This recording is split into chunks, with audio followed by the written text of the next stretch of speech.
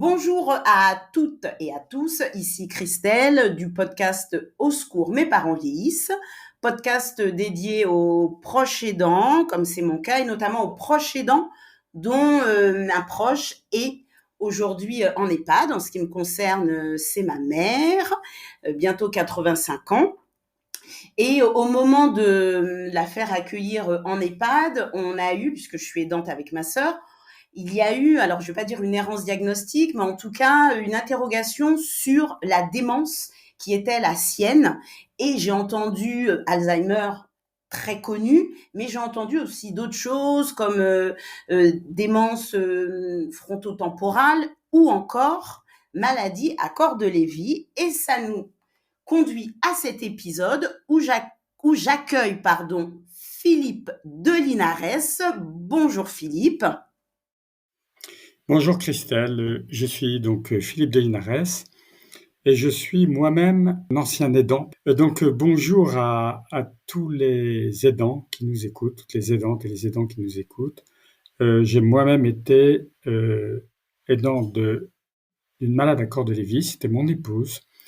C'était mon épouse et c'était à une époque où je n'ai pas trouvé de connaissance de la maladie à corps de Lévy. J'ai eu beaucoup de difficultés à trouver des informations sur la maladie à corps de Lévy. J'ai eu beaucoup de difficultés à trouver du soutien pour m'accompagner comme aidant sur une maladie que pas grand monde ne connaissait. Et finalement, j'ai créé avec d'autres aidants une petite structure. Simplement, au début, on était un petit réseau d'aidants. Et puis ce petit réseau d'aidants est devenu une association en début 2019. J'étais président de cette association pendant quelques années. J'en suis maintenant le vice-président. Il s'agit de l'association des aidants et malades à corps de Lévy, la 2MCL, donc je pourrais vous parler un petit peu plus tard.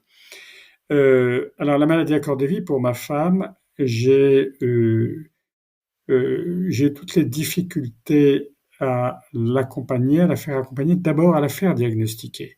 Faire diagnostiquer parce qu'on a commencé par croire qu'il s'agissait d'une dépression.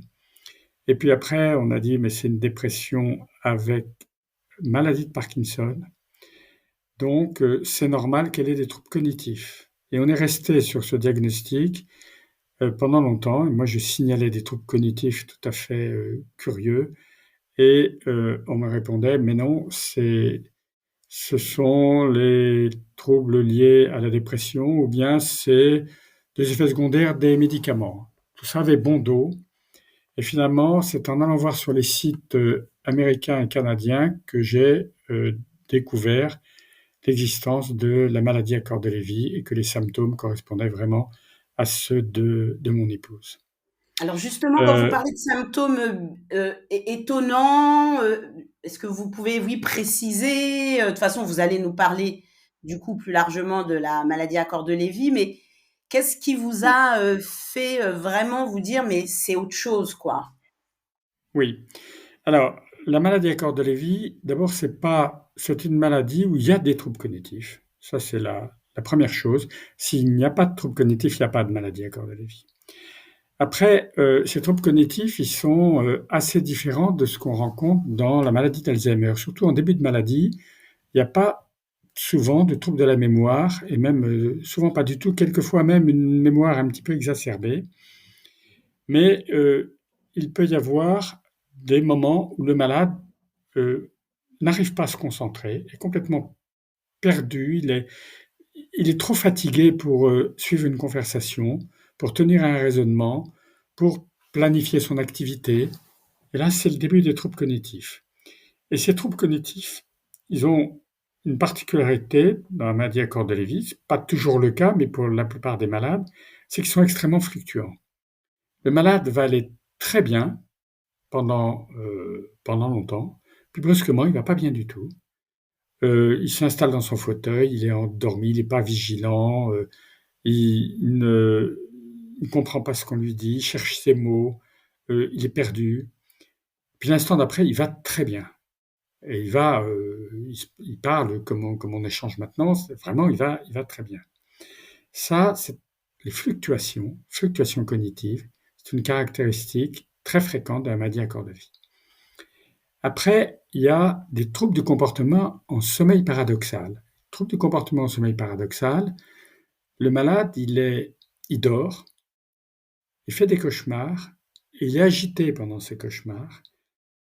Quelquefois, il sort de son lit, il se lève, il parle, il échange avec un proche qui est là, mais en fait, il dort. C'est une forme de somnambulisme en quelque sorte, mais très particulier. Souvent, la plupart du temps, ce sont des cauchemars où il se sent agressé, donc il peut lui-même être agressif pour se défendre dans son cauchemar, et il donne l'impression d'avoir des troubles du comportement alors qu'il dort. C'est pour ça qu'on parle de troubles du comportement en sommeil paradoxal, c'est-à-dire pendant les rêves. Après, il y a d'autres symptômes. Il y a des troubles moteurs qui sont très proches de ce qu'il y a dans la maladie de Parkinson. On parle de syndrome parkinsonien, où le malade, eh bien, il a des difficultés à se mouvoir, où il a des petits tremblements, une posture caractéristique, une écriture qui réduit, sa voix qui devient plus faible. Tous ces petits troubles dits parkinsoniens, c'est aussi un symptôme possible de la maladie à corps de Lévy. Puis après, il y a les hallucinations. Alors, il n'y a pas toujours d'hallucinations, tous les malades n'ont pas d'hallucinations, mais souvent, il y a des hallucinations visuelles, et pas que visuelles, des hallucinations qui peuvent être auditives ou tactiles ou n'importe quel sens qui peut donner des hallucinations. Alors, ces hallucinations, elles sont le malade, surtout en début de maladie, comprend très bien que c'est pas normal. C'est pas on va dire, c'est pas un trouble psychiatrique, il perd pas la tête. C'est une image qui est créée par le cerveau. S'il s'agit d'une hallucination visuelle, c'est il voit par exemple un petit lapin sur son bureau, il dit c'est pas normal. Je sais qu'il n'y a pas de lapin sur mon bureau, donc il y a une image qui a été créée là, qui n'est pas une vraie image, qui n'est pas une réalité.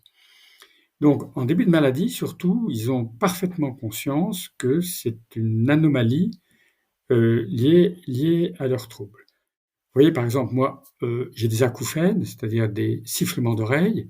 Sifflement d'oreille, c'est une forme d'hallucination auditive. J'entends un sifflement qui n'existe pas. Et ce sifflement qui n'existe pas, je sais qu'il n'existe pas, ce sont des acouphènes, je sais que c'est quelque chose qui est créé par mon cerveau alors qu'il n'y a pas de bruit à l'extérieur, donc je le vis tout à fait normalement, tout à fait bien. Donc, la maladie à corps de Lévy, en résumé, c'est des troubles cognitifs avec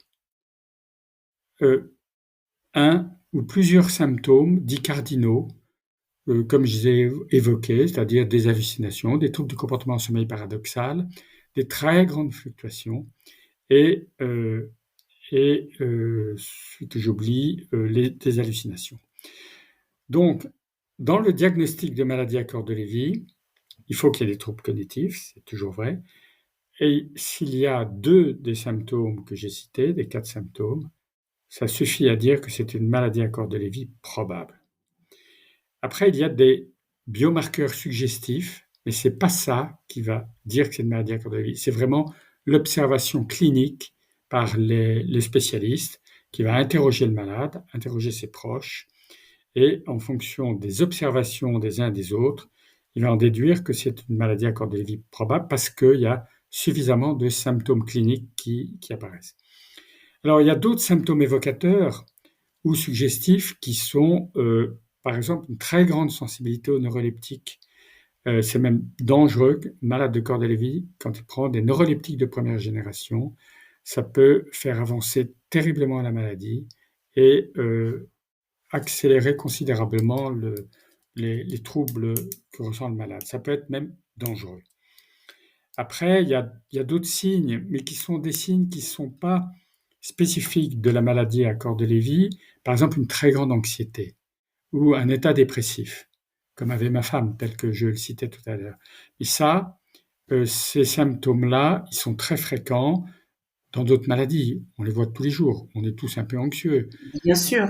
Et un malade à corps de Lévy, il est particulièrement anxieux, très souvent dépressif.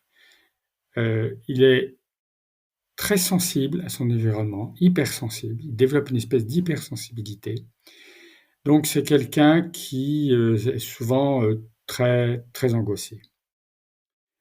Voilà. Et puis après, quand la maladie avance, il y a des troubles du système neurologique autonome qui fait que le malade peut être constipé, il peut avoir des troubles de la continence, des troubles qu'on retrouve souvent dans d'autres maladies neuroévolutives. D'accord. Voilà, en résumé, ce qu'on peut dire.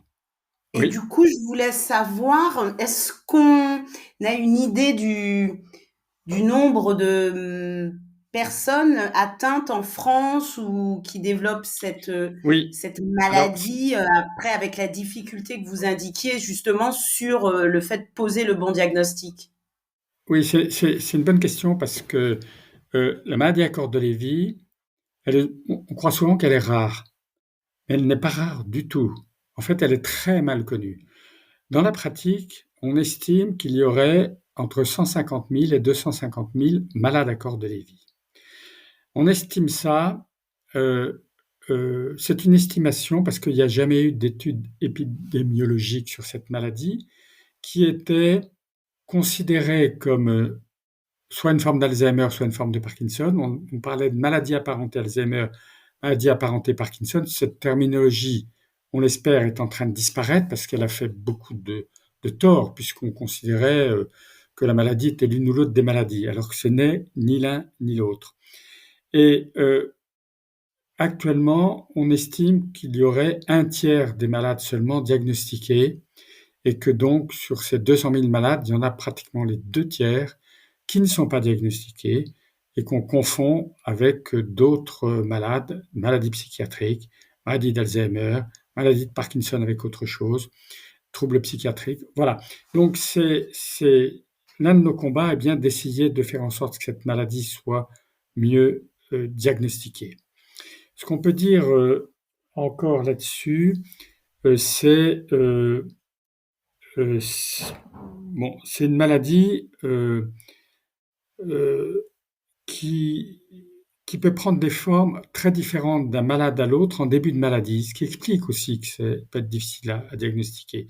Je vous ai parlé de 4 symptômes, mais on peut très bien voir quelqu'un qui a des troubles cognitifs avec juste des hallucinations et des troubles de comportement en sommeil paradoxal. C'est un malade à corps de Lévy.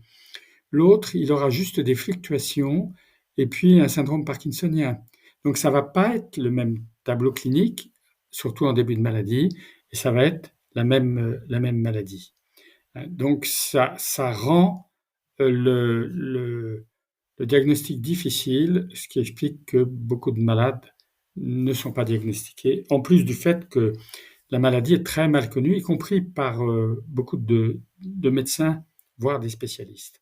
Maladie qui a été Alors identifiée. justement, comment faire, enfin, si on est un aidant, enfin, un proche, et peut-être qu'on reconnaît le tableau clinique que vous indiquez, euh, comment le faire entendre aux praticiens, d'aller investiguer cette voie-là. Je dis ça parce que ma sœur, elle a eu ce combat et elle a été pas mal reçu, mais un peu, bon, vous êtes gentil avec vos recherches sur Internet, mais bon, excusez-nous, mais nous, on sait ce qu'on fait. Donc, comment faire? Alors, il faut aller vers les bons spécialistes. Et les bons spécialistes sont les neurologues, bien sûr, les gériatres souvent connaissent bien la maladie à corps de Lévy, et puis les psychiatres. Mais pas tous, il y a certains psychiatres surtout surtout les psychiatres un peu anciens, un peu vieux, qui n'ont pas forcément été formés sur la maladie, parce que la maladie a été identifiée au milieu des années 90, 1990, fin du XXe siècle. Donc les vieux médecins n'ont pas forcément été formés sur cette maladie et s'ils n'ont pas mis à jour leurs connaissances, ça peut rendre les choses un petit peu compliquées. Voilà, mais c'est une maladie, on de plus en plus, on sent qu'il y a quand même un mouvement où de plus en plus cette maladie commence à être, connue et reconnue et donc les diagnostics se font de plus en plus tôt. Je crois que je ne l'ai pas évoqué, mais dans le diagnostic, il y a aussi des biomarqueurs, évocateurs, DaTscan, par exemple IRM, ou autres, mais qui sont la plupart du temps pour éliminer un autre diagnostic ou pour conforter un diagnostic, mais qui ne sont pas en soi suffisants pour diagnostiquer une maladie à corps de Lévy. L'imagerie médicale n'est pas encore au point sur ce sujet. Après, il faut ajouter qu'il y a souvent dans ces pathologies plusieurs pathologies à la fois. Dans ces maladies qui sont des protéinopathies, c'est-à-dire une accumulation de protéines anormales dans le cerveau, eh bien, pour la maladie à corps de Lévy, il s'agit d'une accumulation anormale d'alpha-synucléine, ce qui constitue des corps de Lévy, cette accumulation, et ces corps de Lévy se diffusent dans tout le cerveau. Dans la maladie d'Alzheimer, il s'agit de la protéine tau. Pour simplifier, la maladie d'Alzheimer, c'est une accumulation anormale de protéine tau. Eh bien, assez fréquemment, quand quelqu'un a une protéinopathie, il y a plus de risques d'avoir une autre protéinopathie et donc d'avoir une accumulation anormale de l'autre protéine ou d'une autre protéine. La maladie de Parkinson est aussi une accumulation anormale de corps de Lévy, d'alpha-synucléine qui fait des corps de Lévy, mais les corps de Lévy restent dans le tronc cérébral et ne se diffusent pas dans le cerveau comme dans la maladie à corps de Lévy. D'accord, ok. Donc on voit que c'est, oui, ça ressemble, mais comme vous dites, après, en fonction de l'analyse des protéines, de l'accumulation, de où vont les protéines, plus les autres symptômes cliniques, on peut du coup après vraiment bien identifier de quelle pathologie il s'agit, mais on voit que c'est, en tout cas aujourd'hui, puisque vous le dites, c'est une maladie qui a été mise à jour récemment. On voit que il y a forcément, enfin forcément, en tout cas, ça explique ce sous-diagnostic. Alors, question pour nous, notre mère, elle est accueillie aujourd'hui en EHPAD. Je me demande, puisque moi, mon sujet, c'est vraiment de sensibiliser les aidants au fait que, voilà, on a un proche qui est en EHPAD. Bien, en fait, c'est pas la fin de l'histoire. Il faut comprendre comment l'EHPAD fonctionne, comment la pathologie de son proche va être prise en charge, comment nous, aidants, on peut être vraiment ressource pour notre proche et pour l'équipe soignante. Et je me demandais, Oui. est-ce qu'il y a une prise en charge particulière pour bien gérer un malade, enfin bien gérer, bien prendre soin d'un malade atteint de cette maladie et peut-être éviter justement, entre guillemets, qu'il soit traité comme un malade de Alzheimer ou Parkinson? Alors, dans la maladie à corps de Lévy, j'ai peut-être pas beaucoup insisté là-dessus, mais il y a très souvent des troubles du comportement, même au-delà des troubles de comportement en sommeil paradoxal, mais surtout quand la maladie avance, le malade peut avoir des troubles du comportement qui sont quelquefois des délires du type paranoïaque, du type euh, oui, du type agitation très forte, colère, agressivité. Et ces troubles du comportement, ils sont quelquefois difficiles à gérer. Et comme je vous l'ai dit, les neuroleptiques de première génération sont très dangereux pour ces malades. Donc, ils sont à éviter. Donc, comment faire, en particulier dans un EHPAD, quand un malade a des troubles du comportement et que il est par exemple très agité, qu'on ne sait pas comment faire pour le calmer. Alors d'abord, il faut se souvenir que ce sont des malades qui sont très angoissés la plupart du temps. Ils ont une énorme angoisse qui est souvent alimentée par les symptômes qu'ils ressentent. C'est-à-dire quand vous avez des hallucinations visuelles ou auditives que vous en parlez aux autres, que les autres ne l'entendent pas, ne veulent pas comprendre, ne comprennent pas. C'est extrêmement angoissant. En plus, ils ont une autre caractéristique, c'est qu'ils sont extrêmement sensibles. C'est-à-dire que un petit bruit un peu fort, un peu violent, une remarque d'une aide-soignante, par exemple, qui va dire allez, madame, il faut rapidement prendre votre repas, c'est l'heure, après, ça sera trop tard. Ça va être considéré comme une espèce d'agression insupportable pour elle et elle risque de développer des troubles de comportement. Et puis, il faut se souvenir aussi que ce sont des malades très fluctuants. Et quand je dis qu'ils sont très fluctuants, ça peut vraiment passer d'un état où ils ne comprennent rien, ils sont complètement avachis, endormis, à un état où ils sont vraiment très bien. Très souvent, les soignants pensent que les malades simulent. Et ça, on le voit souvent. Et surtout des soignants qui voient la personne malade pas très longtemps. La personne malade pas très longtemps, elle va donner le change. Ça va durer 5 minutes, mais l'instant d'après, cette personne malade qui disait mais oui, je vais très bien docteur, tout va bien, l'instant d'après, elle va être complètement perdue, angoissée et prête à agiter. Et c'est très difficile à vivre pour les proches. Et dans un établissement, il faut s'attendre en permanence à des grandes fluctuations de la personne. Alors, les conseils qu'on donne aux proches, aux aides à domicile ou aux aides dans les EHPAD, aux aides soignantes dans les EHPAD, c'est d'abord de rester toujours très calme, très apaisé, très chaleureux. Ce sont des malades qui sont très sensibles. Donc simplement un sourire avec une phrase apaisante comme mais tout va bien, madame, c'est pas grave, c'est pas important.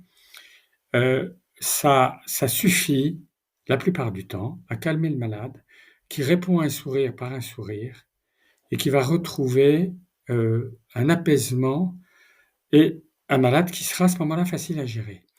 Donc, il faut tenir compte de cette grande sensibilité dans le bon sens, c'est-à-dire que nous, on voit les aides à domicile, par exemple, qui sont chaleureuses, vous voyez, un peu gaies, toujours de bonne humeur, et qui arrivent en souriant, avec un grand sourire, et quoi qu'il arrive, elles sont là, mais tout va bien, très optimistes, et qui ne voient que le beau côté de la vie. Eh bien ça, ça marche très bien avec les malades à Cordes-Lévy, qui sont, lorsqu'ils ont des troubles de comportement. Donc ce sont des gens, encore une fois, angoissés, très sensibles, très fluctuants. Il faut être très calme, très paisible, très empathique. Et s'il y a des troubles d'agressivité, par exemple, qui sont... ça peut être une personne malade qui va répéter la même chose ou qui va demander quelque chose ou qui va dire j'ai vu des choses horribles et qui va raconter les choses. Il ne faut pas hésiter à changer la conversation, à dire mais madame, ah ben oui, moi c'est ce qu'on recommande, un peu la technique du coq à l'âne, c'est-à-dire de dire ah ben ce que vous me dites, ça me fait penser à. Et là, on aborde un sujet gai, agréable, gentil. Voilà, quelqu'un qui dit oh là là, ce que j'ai vu à la télévision, tous ces attentats, c'est horrible, etc., etc. On va lui dire ah oui, la télévision quelquefois c'est pas bien, mais oui tiens, ça me fait penser que j'ai vu une émission où j'ai vu des petits chats qui, etc., etc. Et donc changer la conversation, être calme, apaisé, c'est 90% d'un bon accompagnement de malades à Cordes-Lévy. Voilà. Alors c'est compliqué. Ce qui rend les choses très compliquées sont les fluctuations, mais on y arrive. Et puis pour les aidants, il faut se dire que ces fluctuations, ça permet aussi d'avoir des bons moments avec la personne malade, des bons moments d'échange, y compris très tard dans la maladie. Et ce qu'on dit aux aidants, ces fluctuations, il faut les vivre comme une météo très variable. De temps en temps, il y a des orages. Eh bien, il faut faire le dos rond, attendre que ça passe, se mettre un peu à l'abri si possible. Et puis, inversement, quand le beau temps est là, il faut en profiter. Et là, on sort, on échange, on parle, on profite pour faire des activités, etc. Il ne faut pas forcer un malade à avoir une activité qu'il ne pourra pas réaliser s'il est dans un mauvais moment. En revanche, quand il est dans un bon moment, il faut profiter de l'instant. Donc, d'une façon générale, il faut s'adapter au malade, qui est très fluctuant dans ses capacités, plutôt que l'inverse. Vous voyez, en EHPAD, le repas à 12h30, quoi qu'il arrive, ça marche pas. Et en revanche, si on dit à une personne malade, écoutez, vous ne voulez pas prendre votre repas maintenant, c'est pas grave, ça n'a pas d'importance. Déjà, on va la rassurer, on le prendra un petit peu plus tard, c'est pas grave. Quand vous aurez faim, voilà. Ok. Alors, ce que Voilà. je trouve du coup très rassurant, c'est que un aidant est donc en capacité de pouvoir réaliser ça, c'est-à-dire être empathique, essayer de s'efforcer au calme, même si on sait que c'est compliqué parce que on est dans des attentes paradoxales. Nous, les proches, on est toujours dans le mythe de l'avant qui va revenir. Mais je me dis, c'est quelque chose qui est accessible pour les soignants aussi. Après, on sait que la difficulté pour eux, ça va être plus le temps disponible, soignant ou auxiliaire de vie. Mais est-ce qu'on est en train de se dire que la maladie à corps de Lévy, aujourd'hui, il y a des traitements, il y a de la recherche, vous disiez qu'il n'y avait pas encore eu d'études, donc comment, comment ça Alors, avance autour de ça? il y a des traitements symptomatiques qui sont, il y a deux molécules qui étaient utilisées pour la maladie d'Alzheimer, qui marchent pas bien pour la maladie d'Alzheimer, ce qui a expliqué le déremboursement de ces médicaments, et qui pour la maladie à corps de Lévy semblent bien fonctionner, mais sont toujours déremboursés, y compris pour les malades à corps de Lévy. Donc, ces deux molécules, c'est la rivastigmine et le donepezil, qu'on appelle aussi l'Exelon, ça c'est le nom commercial, ou l'Aricept. Et ces deux molécules fonctionnent assez bien dans certains cas, mais pas toujours. Ça, c'est une caractéristique aussi du traitement des malades à corps de Lévy, c'est que les traitements, c'est vraiment du sur-mesure. C'est-à-dire que pour un malade à corps de Lévy, la rivastigmine va très bien fonctionner, mais pour l'autre, ça va pas du tout fonctionner, voire ça va avoir des effets négatifs très importants, et donc c'est un médicament qui ne sera pas adapté. Il y a aussi des neuroleptiques de deuxième génération pour certains troubles dans les cas extrêmes, et là aussi, tout ça, c'est à gérer par les spécialistes, les neurologues ou les gériatres ou même les psychiatres, avec beaucoup, beaucoup de discernement et en fonction du malade. C'est du sur-mesure. C'est ce que disent tout le temps le professeur Frédéric Blanc, qui est le président de notre comité scientifique, et la professeure Claire Paquet, qui en fait partie aussi. Ils disent tout le temps, vous savez, un traitement, il faut l'adapter au malade. Mais ça sera complètement différent d'un malade à l'autre. Il n'y a pas de traitement qui fonctionne pour l'un et pas pour l'autre. Ça, c'est important parce que souvent, les aidants se disent, on m'a parlé de tel médicament, ça va être formidable, ça va marcher, ça. Ben non, pas du tout. Peut-être même que ça va être très négatif. Donc, il faut vraiment euh, mettre avec. C'est de la cuisine, comme dit le professeur Blanc. Un peu de sel, un peu de poivre. Non, il y en a trop, on goûte, ça marche pas. C'est très compliqué et pour chaque malade, c'est différent. Alors pour l'avenir, alors il y a quelques travaux de recherche qui sont encore un petit peu la recherche sur la maladie à corps de Lévy, elle est très loin d'avoir comment dirais-je, les financements de la recherche sur la maladie d'Alzheimer, par exemple, ou la maladie de Parkinson. Donc, on essaye avec notre petite association de financer quelques projets de recherche. On voudrait bien évaluer des biomarqueurs sanguins qui sont. On finance un projet de recherche pour une évaluation de biomarqueurs sanguins qui pourraient améliorer considérablement le diagnostic. C'est-à-dire que vraiment faire en sorte que le diagnostic à corps de Lévy soit sûr et ne soit pas basé que sur des critères cliniques qui sont très bons, qui ont une très bonne sensibilité, mais qui sont pas toujours présents, hein, chez le malade. Après, on finance aussi des projets de recherche sur des traitements un peu originaux, comme par exemple la stimulation magnétique transcrânienne, qui devrait permettre on cherche à évaluer l'efficacité de cette stimulation, en particulier sur les fluctuations cognitives des malades à corps de Lévy. Si on arrivait à faire en sorte que les fluctuations cognitives s'arrêtent dans le haut de la fluctuation au bon moment, on gagnerait considérablement en qualité de vie, par exemple.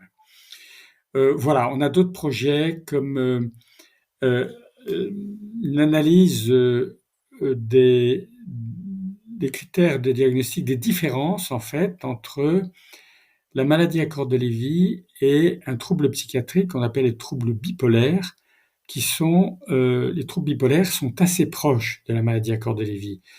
Et souvent, il peut y avoir des confusions entre ces deux maladies. Et quelquefois, on se demande même si les personnes bipolaires ne favoriseraient pas un développement de maladie à corps de Lévy ou l'inverse. Enfin voilà, on cherche à éclaircir un peu cette différence. Puis bien sûr, on a aussi financé avec la fondation Vaincre Alzheimer, on a financé un petit projet pour différencier la maladie à corps de Lévy de la maladie d'Alzheimer, pour éviter ces nombreuses confusions dont on parlait tout à l'heure. Alors, vous dites petite association, mais en tout cas, grandes ambitions de recherche. Et alors, comment fait-on si on veut soutenir les projets de recherche que vous avez évoqués, ou ne serait-ce que vous contacter si on est un aidant ou une auxiliaire de vie, je le sais parce que j'ai eu l'occasion d'assister à des webinaires où il y avait justement des auxiliaires de vie, et je trouvais ça vraiment génial, qui était vraiment dans l'idée, il faut que je me forme, je vois que la personne dont je prends soin, j'ai pas l'impression que c'est une maladie d'Alzheimer, donc vraiment, vous faites, l'association est très large, donc comment faire si on veut financer, soutenir, ou, entre guillemets, tout simplement prendre de l'info parce qu'on est en question? Ou se faire soutenir, hein, dans le cas, Merci. on Ou se faire soutient à peu soutenir, c'est très près, important. actuellement, on soutient à peu près 1500 familles réparties sur toute la France. Nous utilisons beaucoup Internet et les visioconférences et les échanges téléphoniques. On a 2 psychologues dans notre association et notre vocation, elle est triple.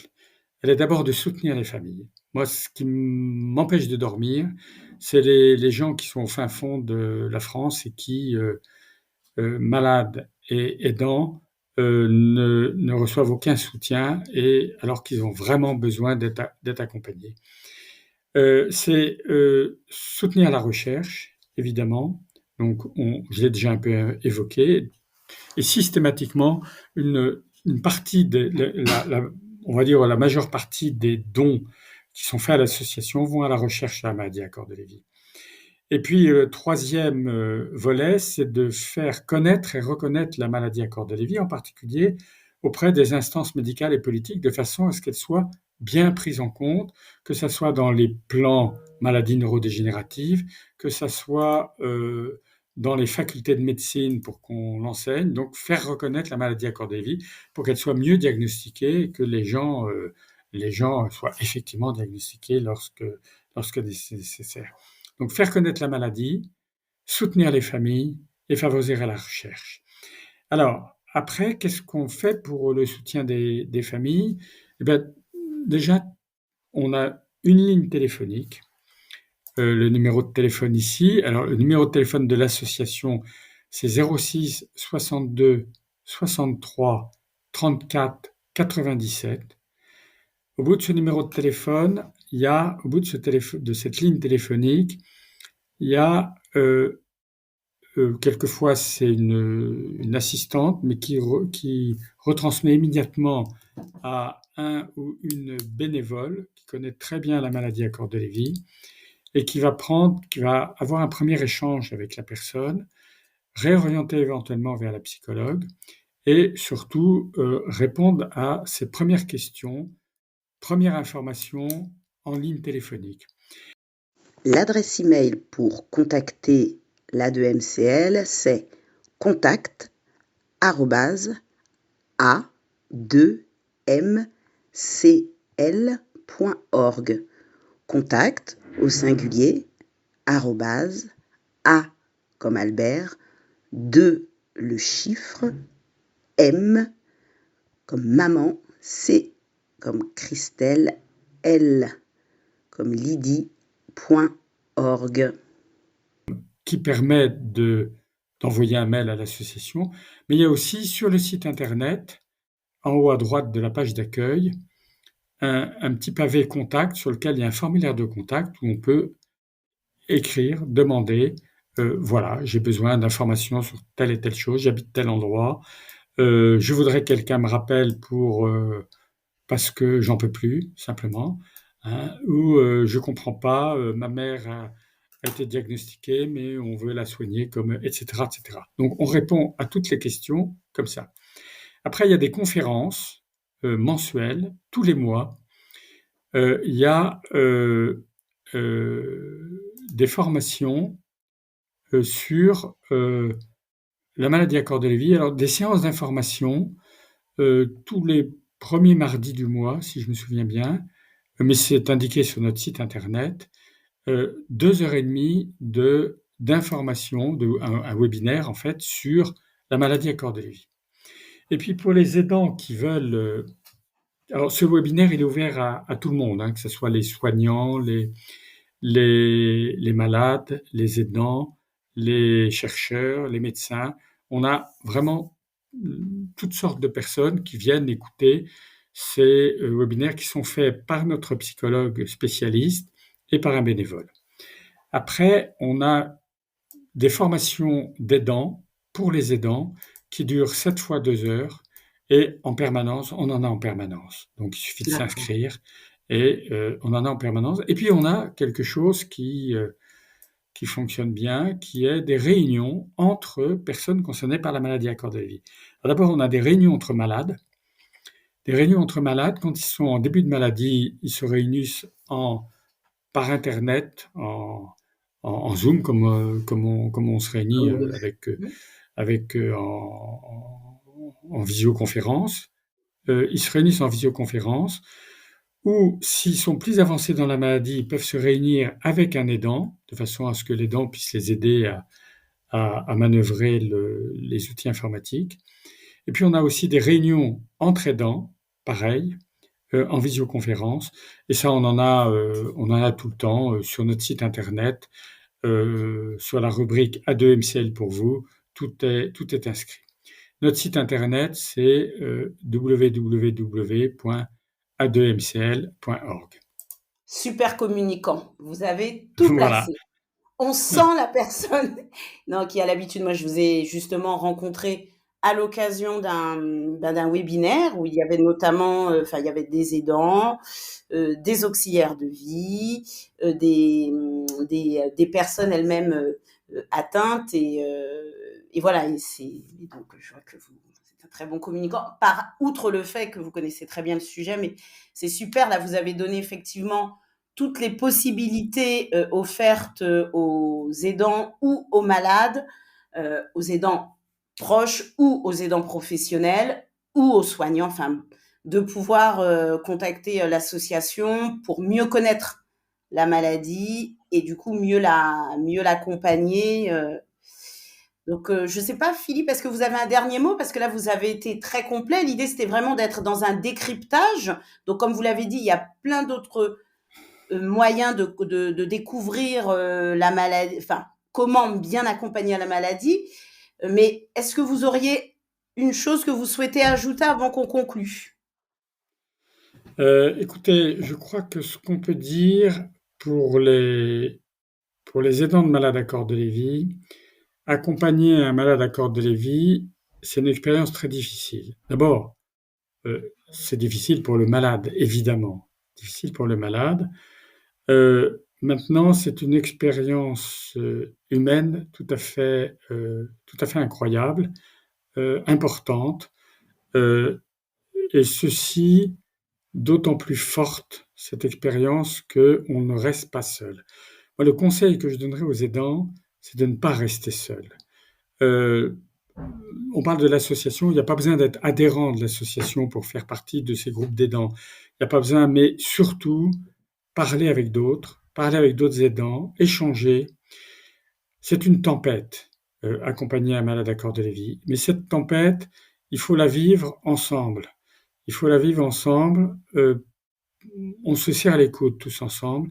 Et ça, je crois que c'est une expérience de solidarité qui est à tous les niveaux, qui est tout à fait importante et qu'il faut faire. Mais pour ça, il ne faut pas rester isolé. Moi, c'est vraiment le conseil, c'est sortir de l'isolement, échanger, appeler, psychologue bien sûr, tout, mais autres aidants, anciens aidants comme je le suis. Il y en a d'autres, des anciens aidants, pareils à échanger, à partager leur expérience, profiter et partager de l'expérience des autres. Ça rend très fort, je le garantis.